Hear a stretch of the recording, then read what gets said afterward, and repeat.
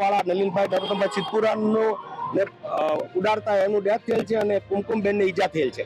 ગાડી અહીંયા છે, ગાડીનો નંબર મળી ગયેલ છે અને એના પરથી આરોપી કોણ છે અને ગાડી કોની છે તેની શોધખોળ હાલમાં ચાલુ છે. રાજકોટ સહકારનગર મેઇન રોડ ત્રિશુલ ચોક પાસે બેકાબુ કારે પાર્ક કરેલી એક્ટિવા સહિત 2 વિદ્યાર્થીનીઓ અને એક વૃદ્ધને અડફેટે લીધા હતા. ઇજાગ્રસ્તોને તુરંત હોસ્પિટલ ખસેડવામાં આવ્યા હતા, જેમાં વૃદ્ધનું સારવાર દરમિયાન મોત નીપજ્યું છે. સીસીટીવીમાં જોઈ શકાય છે કે કેવી રીતે રાહદારીઓને અડફેટે લીધા બાદ બેકાબુ કાર દુકાનમાં ઘૂસી જાય છે. સમગ્ર ઘટના બાદ પોલીસ ટીમ ઘટના સ્થળે દોડી આવી હતી અને હાલમાં તપાસ હાથ ધરાઈ છે. આપ અહીંયા જોઈ શકો છો તેમ ત્રિશુલ ચોકમાં એક લાલ કલરની બલેનોના ડ્રાઈવરે અકસ્માત કરેલો છે. તે એક બાજુથી આવીને એના કંટ્રોલ ના રહેતા એક્ટિવાને ભટકાડ્યા બાદ યુટર્ન મારીને વોકિંગમાં જતા એક નલિનભાઈ નરોત્તમભાઈ સિદ્ધપુરાને ઉડાડી દીધેલ છે.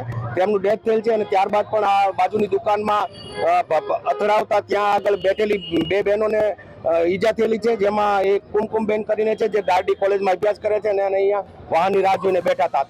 તો ટૂંકમાં એક વોકર વાળા નલિનભાઈ નરોત્તમભાઈ સિદ્ધપુરાનું ઉડાડતા એનું ડેથ થયેલ છે અને કુમકુમબેનને ઈજા થયેલ છે. ગાડી અહીંયા છે, ગાડીનો નંબર મળી ગયેલ છે અને એના પરથી આરોપી કોણ છે અને ગાડી કોની છે તેની શોધખોળ હાલમાં ચાલુ છે. ગાડીની અંદરથી કશું મળેલ નથી. હવે ટૂંકમાં અમે આરોપી સુધી પહોંચવાની તૈયારીમાં જ છીએ. આવી અવનવી અપડેટ્સ માટે જોડાયેલા રહો અવર રાજકોટ સાથે. નમસ્કાર.